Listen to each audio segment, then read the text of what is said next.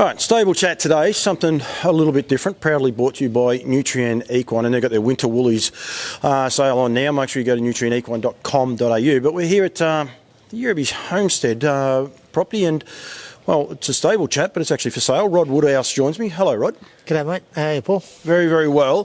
The Yirribee Homestead is back up for sale, and I wanted to do a stable chat here because I suppose it's more commonly known as a stud, if you like, a stallion serving place, but it's got so much more to offer, this property, hasn't it? Yeah, it's we actually initially started off as a racing stable, then it grew into a stud, and then the stud became bigger than the racing, so we had to make a decision which way we went. But we've still got about 45 boxes here, a track, you know, plenty of horse facilities, water walker. So that was always my passion, was the racing side of it. The stud side just paid the bills. The one thing that struck me straight away, like, and the house, and I encourage people go to Nutrien Equine, the standardbred, and follow the links, but you can actually see the homesteads for sale on harness.org, plenty of places there where it is actually for sale, and hit on those banners to see the full brochure on it. The homestead itself is beautiful. Just walking around, you don't have to cover a lot of ground to sort of be across everything that you've got, the facilities. Everything's very central, isn't it? Yeah, we sort of always designed it so that we had it all pretty much where we wanted it, so that it wasn't far to the track and it wasn't far to the house or the stables, or, so it sort of all come together pretty well, actually. We're underneath like an easement here. If you're harnessing horses up, the weather's changeable here. I love it. I think anyone that lives in Victoria love Wagga. Every time I come here to Wagga, I think it's great. But you've got a big undercover area here. Serves two purposes: rain in winter, but also the sun in the shade in summertime. Yeah, it does. It does. It just makes it so we can harness up our horses and they're out of the weather, and it just makes it easy. Big area. How many can you harness up in under here? We can do probably 8 or 10. Yeah. At a time, so we've got someone, when we're in full swing, we were probably working 30 horses, so you had guys gearing up for you and just kept, my sons were there then, out on the track. Kept you going. Yeah, the barn I'm going to highlight, I love it. Where did the passion come from the barn? Because it's just incredible, it's beautiful, it's got such a great feel to it. Yeah, look, I always like building, and so it was just, you look in magazines, you say, geez, that looks good, I might try and do that. And so in the winter time, when there's not a lot of happening here, no stud and not many horses in work because of the climate and that, I put the boys to work, and we just tinkering along with the wood, and just came together. I mean, it's here as a standardbred stud and a standardbred training facilities. Any pleasure horse person would love that. I mean, show jumpers and eventers, any of those, they'd be able to showcase their horses. That barn, it'd be in any of the good magazines. Yeah, well, we had a guy that was in the show jumping and that. He was quite keen to buy it, and I just don't think he'd get his finance together. He was going to buy the lot. Mm. So he was absolutely wrapped. Everybody that comes, that's the first thing they talk about is the stabling and the water walker. Right, so the stabling. You've got those boxes, beautiful boxes, and you've got plenty of paddocks because you're here in Wagga and it's country and the likes. I love the way you've done your yards. We'll go to the ones directly behind here. They're, 15, 20 metres from us at the most. I don't know how big the run of stables are, but they've got a box into a small yard and then this magical run down to the river. Yeah, that's exactly how it works. And when they two boxes share one run. Yeah. So you can have one horse out for half a day, bring him in, let the next horse out for half a day, and so that's how they go. We've got 10 of them out the back. 10 of those, and if they're mates, you could turn around and you'd have them in together. Exactly, they can both go. If you get one that's a bit cranky, you can just let him out, bring him back, and then let the other one out. So. And then you've got another run of yards, probably just down along the side here. Beautiful big yards with a box on all of those. Yeah, that's we normally had the young ones there. Just we're doing something like you're breaking them in or doing something with them. We used to use those. Good yards for breakers. Yeah. Well, it was. You can gear your horse up in there and drive him around in long reins in them, and then we're down the long run there. We've got our racehorses where we used to just walk-ins. Do you have a name for that? I took a great video.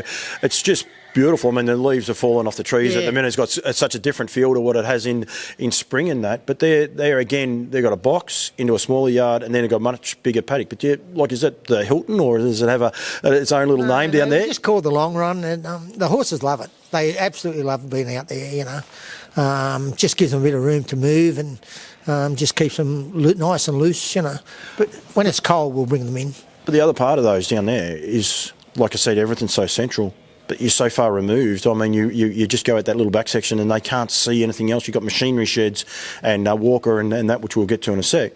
But they're so far removed from everything else, aren't they? Well, horses like to be, they like to be quiet, and they don't want anyone upsetting them, especially someone that you get a bit of highly strung, like a young colt or something. He can go there and just settle, so. I imagine you can put a colt out there with a couple of geldings either side and they wouldn't worry a world. No worries at all. No worries at all. It has a little bit of everything. Do you like what do you like the most? Boxes or yards or paddocks? I like the walk-in yards. I just think they're horses are happier there.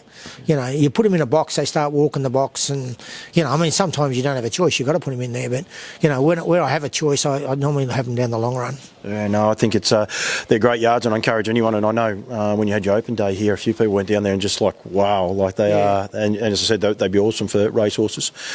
A couple of the amenities that you do have, you've got all these beautiful boxes, and of course you do have full working serving station here behind you as well, where you can collect and everything like that. So if people are thinking that way, but at the same time you don't actually even know it's here, it's right behind us and you don't even see that. Yeah, that's right. It's the round yard where they do the collecting. Behind us here is the lab and the office, so that's all in together, so that sort of works well.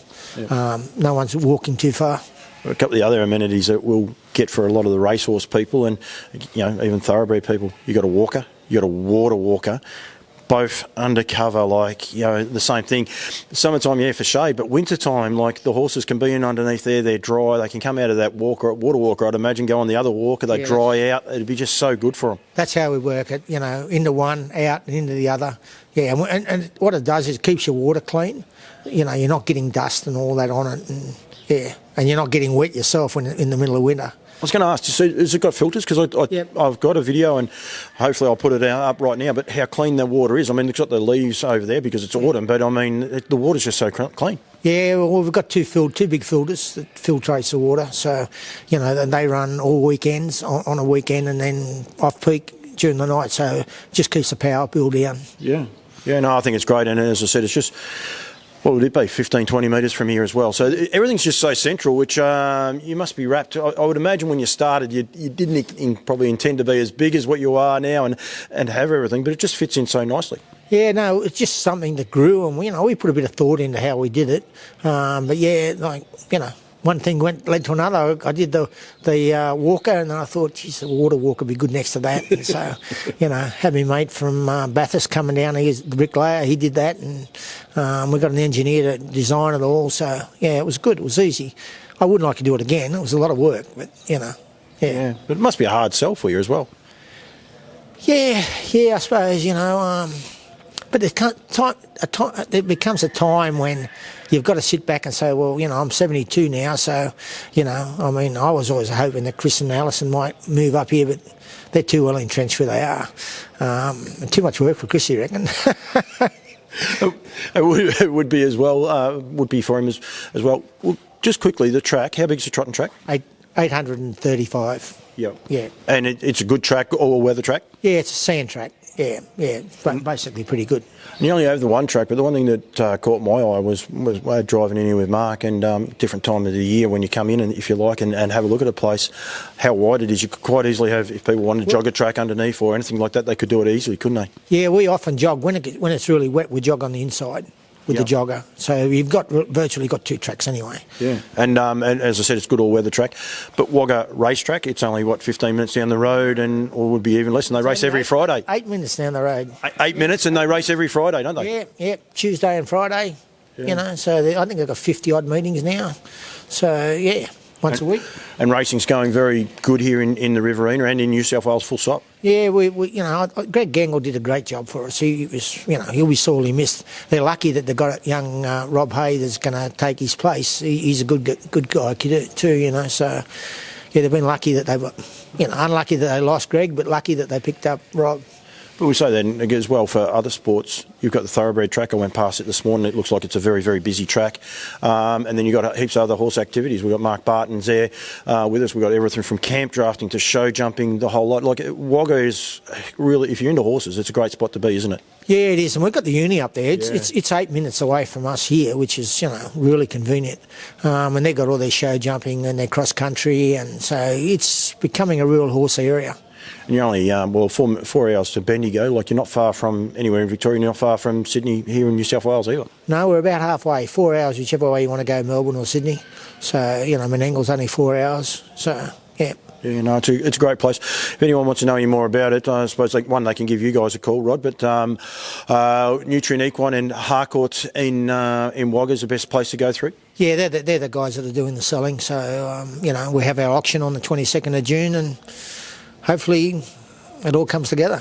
Well, hopefully we can create a little bit of a, get people thinking about it a little bit better. I must say the one thing I enjoy about it is such a relaxed feel. We did a live parade here one day, and it was a bit warmer today. It's a bit fresher where we have been, but you're so well protected here. But it's just always got a nice, comfortable feel about it. Yeah, well, it's nice and quiet. We're down by ourselves. There's no roads going past or anything. It's a long lane down to it, so you don't get much traffic or passing people. If someone comes down the road, they're coming here. So yeah, it's nice and quiet, and we've got a river all the way around us, so that helps. Yeah, no, and everything's nice and green. Irrigation on this place? Yeah, we've got irrigation. We've got an artesian bore, and we've got river water, so we've got both covered. Wow, yeah. It's very impressive. Go to Nutrien Equine, have a look at the banners, because they've got all the property. They've got photos, a lot more than what I have. I think they've even got a bit of drone footage as well, flying over the place for people that want to have a look at it. This is my sort of take on it, but I want people, probably to have a look at it, and don't just look at it as a standardbred place. Although if you are in the market for a standardbred place, it's a silly place not to move to, and a lot of people are trying to move to New South Wales the way harness racing's going, so it should be on the radar of a lot of people, that's for sure. Yeah, I hope so. Just, time has come for me. No, very good, Rod. Thank you. As I said, go to nutrienequine.com.